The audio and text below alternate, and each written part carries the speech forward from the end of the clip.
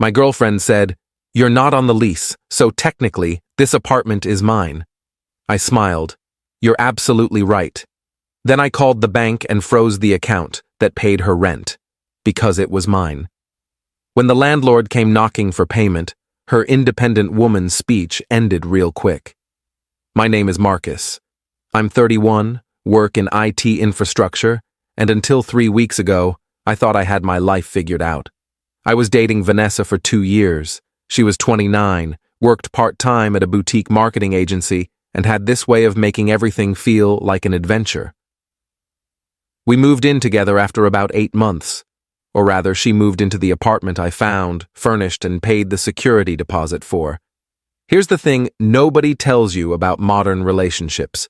The person who controls the money doesn't always control the power. I learned that lesson the hard way. Vanessa never officially moved in. That was her idea. "Let's keep things flexible," she said back then, stirring her oat milk latte at some overpriced cafe in downtown.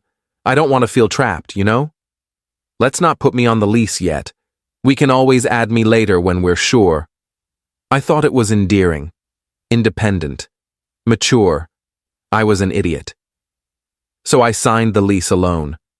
I paid the first month last month and security deposit, $8,400 total. I bought the couch, the bed, the dishes, the TV. I set up the utilities in my name. I even got the internet plan upgraded because she needed faster speeds for her content creation side hustle that never actually made money. And every month, like clockwork, I paid the rent, $2,100, directly from my checking account to the landlord's portal.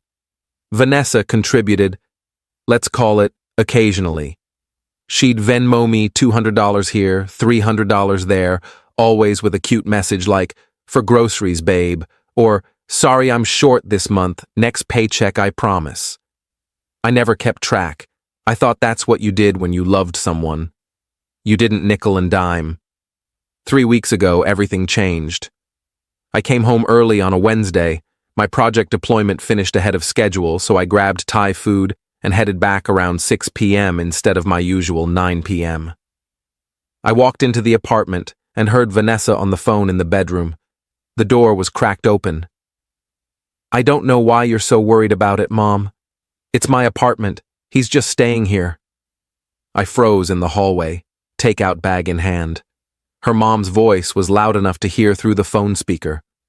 "But sweetie, if things go bad, can he legally claim anything?" "No, Mom.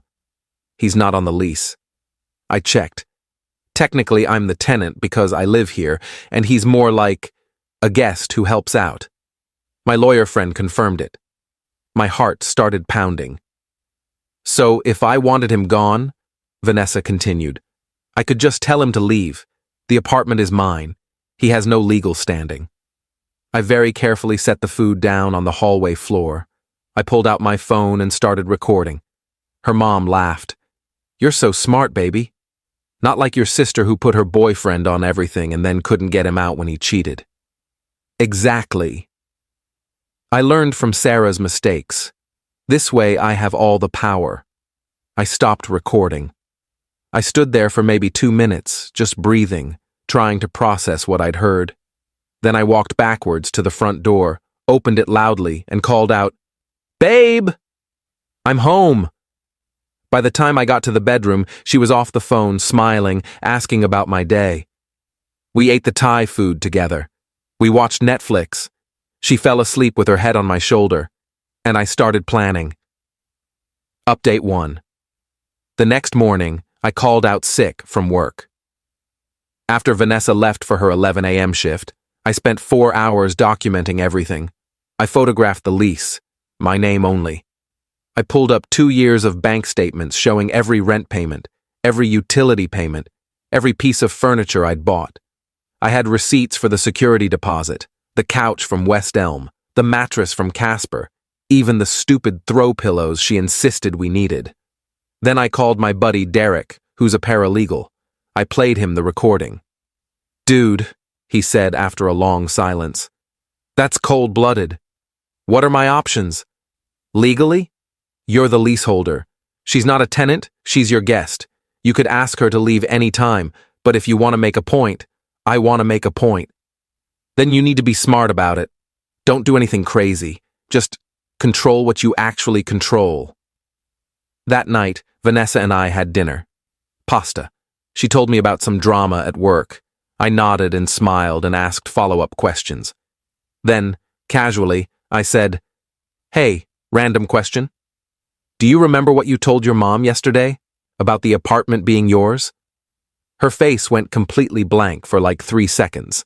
Then she laughed, this forced little sound. "What? When did I say that?" "Yesterday. You were on the phone. I came home early." The color drained from her face. "Marcus, I didn't mean it like that. I was just trying to calm my mom down. She's paranoid about men taking advantage of women after what happened with my sister." "Right. So you told her the apartment was yours, that I'm basically a guest, and that you could kick me out whenever you want." "I was exaggerating. You know how my mom gets. I had to make it sound like I had control of the situation or she'd never stop worrying." I took a bite of pasta, chewed slowly. "So, you don't actually think this is your apartment?" She reached across the table for my hand. "Of course not, babe. We share everything. It's ours." I pulled my hand back. "Except you're not on the lease." "We can fix that. We've been talking about adding me anyway, right? Let's do it this weekend." "Yeah," I said. "Let's do that." I didn't bring it up again that night, but I didn't touch her either. I slept on my side of the bed, back turned, and listened to her breathing get more and more shallow until she finally fell asleep around 2 a.m. Update 2. Friday afternoon, I told Vanessa I needed to work late. Instead, I went to the bank. I had opened a separate checking account about 6 months ago for savings goals. Vanessa knew about it, but she didn't have access to it. What she didn't know was that I'd been slowly moving money into it. Not huge amounts, just $500 here, $700 there. Enough that my main account still looked normal. I moved $15,000 from my main account into the separate account. Then I set up automatic payment for my rent to come from the new account.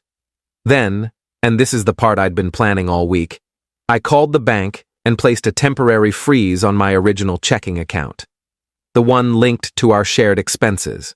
The freeze meant no automatic payments could go through. No utility bills, no Netflix, no Spotify, and most importantly, no rent payment to the landlord. Rent was due the following Tuesday. That weekend, Vanessa acted like nothing had happened. She suggested we go to brunch. She wanted to check out a new vintage market. She talked about maybe taking a trip to Portland next month. I went along with everything, smiling, nodding, already knowing what was coming. Monday night, she brought it up again. "So, should we go talk to the landlord about adding me to the lease? I really think it would be good for us, like an official step forward." I looked up from my laptop. "Actually, I've been thinking about that." "Yeah?" "You were right the first time. You're not on the lease, so technically, this apartment is mine." Her smile faltered. "What?" "You said it yourself. I have no legal standing to claim it's ours, so why should I pretend it is?" "Marcus, that was taken out of context. You know what else you were right about. If someone's not on a lease, they're basically just a guest, and guests can be asked to leave." She stood up from the couch, face red. "Are you seriously threatening to kick me out over something my mother made me say?" "Nobody made you say anything, Vanessa. You said you had all the power. You said you checked with a lawyer friend. That doesn't sound like someone placating their paranoid mother. That sounds like someone with a plan. You're being insane right now. Maybe, but I'm the insane person whose name is on the lease." She grabbed her purse and left, slammed the door so hard the frame shook.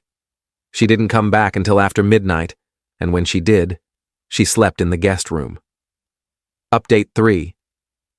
Tuesday morning, I got the email I'd been waiting for. The landlord's automated system. Payment failed. Rent overdue. Late fee will be applied after 5 p.m. I deleted the email and went to work. Vanessa texted me around 11 a.m. Did you pay rent? Landlord just called me asking where it is. I didn't respond until lunch. My account had an issue. I'll handle it. What kind of issue? Bank stuff. Don't worry about it. Marcus, we're going to get a late fee. I'll handle it. She called me twice. I let it go to voicemail. By 3 p.m., she was panicking. Please tell me you paid it. Mr. Chen just left a note on the door saying if we don't pay by end of day, he's starting eviction proceedings. I called her. Marcus, what the hell is going on? I told you. My account has an issue. What issue? Can't you transfer money, use a credit card? We can't get evicted. We can't get evicted? Vanessa, you're not on the lease, remember? If anyone's getting evicted, it's me. Silence. You're doing this on purpose. I'm doing what on purpose? Having a bank issue? You froze the account, didn't you? I didn't answer. Oh my God, you're punishing me over one stupid conversation. You're absolutely right, I said calmly. This apartment is technically yours. So technically you should be able to handle the rent payment. You've been living here 2 years after all. Surely you have some money saved up. You know I don't have $2,100 just sitting around? That's weird, because I've been paying $2,100 every single month for 2 years. That's $50,400, plus utilities, furniture, food, entertainment.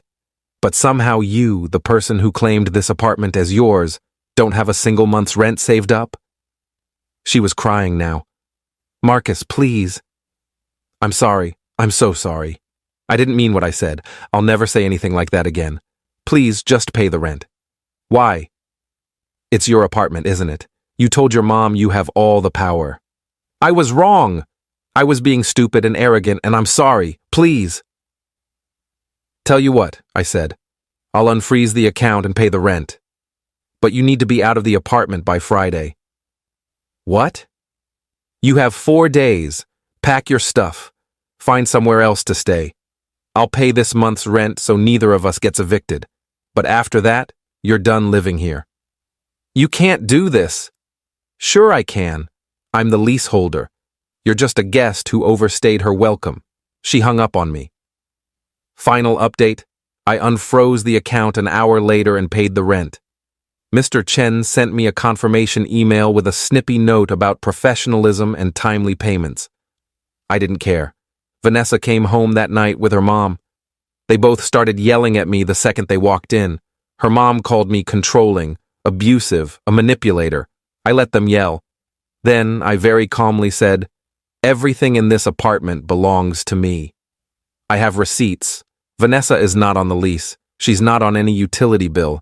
She has no legal claim to anything here. She can leave voluntarily, or I can start the formal eviction process for an unauthorized occupant. Her mom's face went purple, but Vanessa knew I was right. She started crying again, and her mom eventually dragged her back out to the car. Over the next 3 days, Vanessa came back in shifts with friends to pack her stuff. I stayed in the guest room with the door locked. I didn't help. I didn't interfere. I just let her take what was actually hers, which wasn't much. She left the keys on the kitchen counter Thursday night. It's been 2 weeks now. I heard through mutual friends that she's staying with her mom. She's been posting on social media about toxic men and financial abuse. A few people reached out to me asking for my side. I sent them the recording of her phone call with her mother. I haven't heard from those people again. The apartment feels empty. I'm not going to lie, it sucks coming home to silence. But every time I start feeling guilty, I remember her voice on that call. This way I have all the power. She wanted power.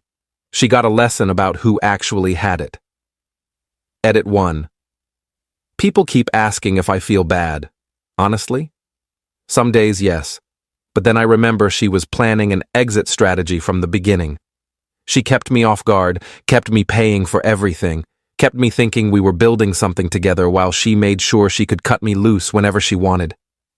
I just did it first. Edit 2. For everyone saying I should have just communicated. I tried that the night I confronted her. She lied to my face. said she didn't mean it, said it was taken out of context, then tried to get added to the lease so she could make her lie a reality. You don't reward that kind of manipulation with patience. Edit 3. Someone asked what I'd do differently. Honestly, I'd have insisted on splitting the lease from day one. I'd have kept track of every expense. I'd have protected myself legally from the start. Love doesn't mean being stupid with your resources. I learned that the expensive way,